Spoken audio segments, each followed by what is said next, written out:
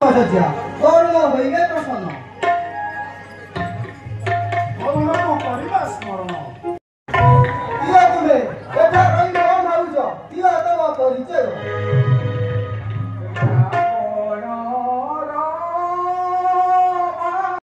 ଚୋରି କରି ନେଇ ରଖିବାକୁ ଲଙ୍କାରେ ତାର ଭାଇ ବିଭୀଷଣ ପରି ପ୍ରଶ୍ନ ଶ୍ରୀରାମଙ୍କ ପଦ ଧରଣ ନା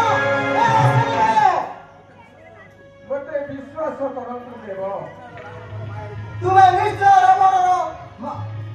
ମାୟା ଗୁପ୍ତଚର ମୁଁ ତୁମକୁ ପ୍ରାଣରୁ କରିବି ବିନାଶ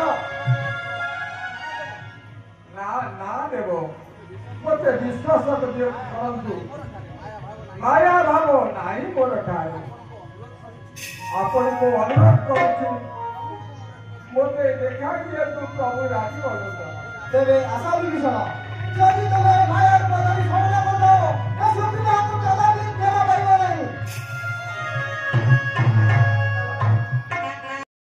ଫେରି ଆସିଛି ମିତ୍ର କିନ୍ତୁ କଣ କୁହ